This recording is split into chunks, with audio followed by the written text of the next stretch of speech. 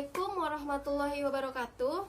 Selamat malam teman-teman semuanya. Apa kabar? Semoga masih dalam keadaan sehat walafiat ya.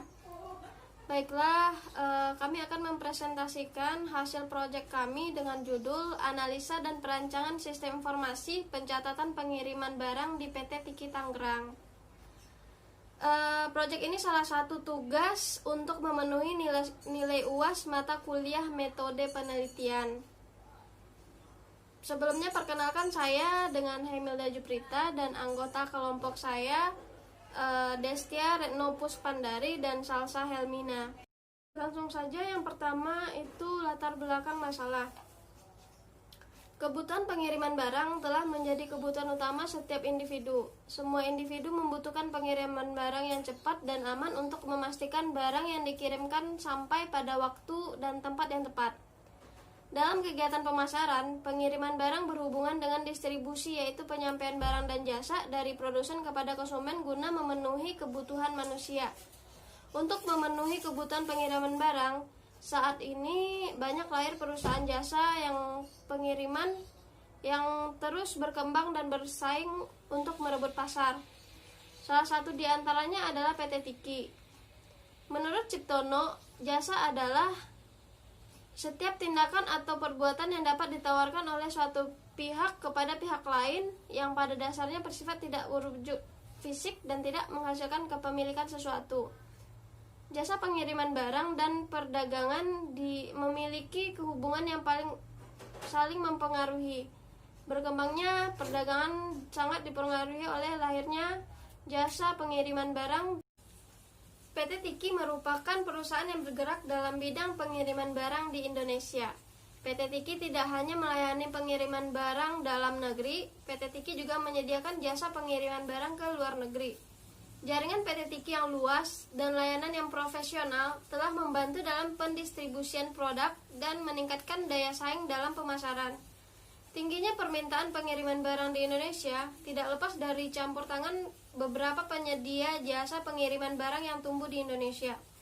Masing-masing penyedia jasa tersebut mempunyai strategi khusus dalam menjaring pasar mereka. Perusahaan penyedia jasa pengiriman barang seperti Tiki, JNE, dan Pos Indonesia telah terus bersaing untuk mendapatkan pelanggan dengan strategi pemasaran yang berbeda-beda.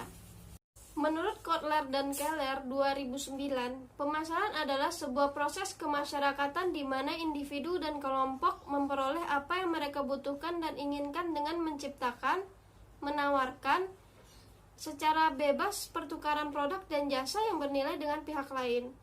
Untuk menjalankan strategi pemasaran tersebut, perusahaan penyedia jasa pengiriman barang mengadopsi strategi bauran pemasaran 7P, yaitu produk, policy, place policy, promotion, people, physical evidence, dan proses.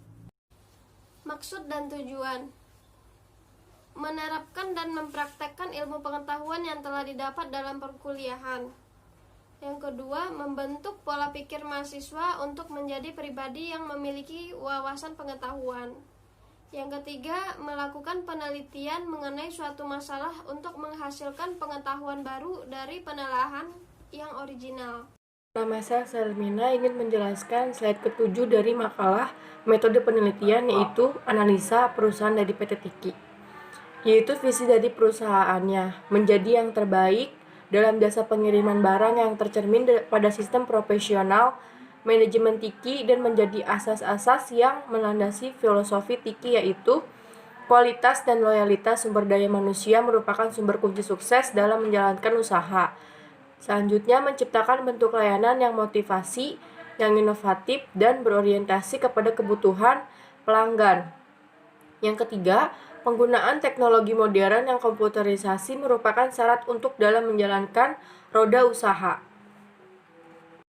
Selanjutnya, slide ke-8 yaitu misi perusahaan, yaitu 1. Sistem desentralisasi manajemen, pendelegasian wewenang dari tanggung jawab kepada tingkat bawah akan membawa hasil positif dalam mencapai tujuan perusahaan. Dan yang kedua, pertumbuhan perusahaan berkaitan dengan bentuk layanan yang berorientasi kepada kebutuhan pelanggan. Dan yang ketiga yaitu kepuasan para pelanggan, karyawan, mitra usaha, pemerintah, masyarakat, dan pemegang saham sangat utama. Selanjutnya yaitu slide ke-9 tentang pembahasan. Prosedur sistem berjalan. Prosedur sistem berjalan dalam sistem informasi pencatatan pengiriman barang di PT Tiki Tangerang sudah bersifat komputer dengan baik.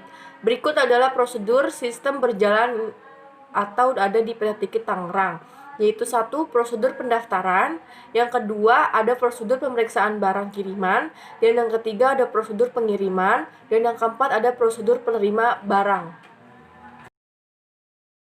Pengembangan sistem. PT Tiki menggunakan informasi berbasis komputer sebagai sumber pengolahan data dengan menggunakan metode SDLC, yaitu Software Development Life Cycle. Jenis waterfall berasa sangat efektif untuk sistem informasi pencatatan pengiriman barang. Metode waterfall ini menggunakan pendekatan model analisis terhadap 1. Data yang digambarkan dalam IRD, yaitu Entity Relationship Diagram, dan dipetakan ke dalam data object description atau skema relasi. Yang kedua yaitu proses atau fungsional yang digambarkan dalam DVD, DFD, data flow diagram, dan diturunkan ke dalam PSYC atau proses specification. Oke, saya Destia Retno Puspandari akan melanjutkan penjelasan dari partner saya Salsa Helmina mengenai metode SDLC yang digunakan oleh PT Tiki Tangerang, yaitu waterfall. Waterfall adalah teknik pengembangan sistem untuk merencanakan, memutuskan, dan mengontrol proses pengembangan sistem informasi. Tahapan-tahapan dalam melakukan pengembangan sistem yang digunakan model waterfall adalah sebagai berikut. Pertama, yaitu perencanaan atau planning. Kedua, analisa atau analisis. Ketiga, perancangan atau desain. Keempat, penerapan atau implementasi. Kelima, pemeliharaan atau maintenance. Langkah-langkah yang dilakukan dalam metode waterfall adalah 1.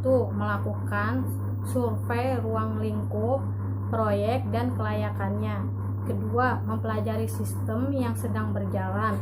Ketiga, menentukan permintaan user.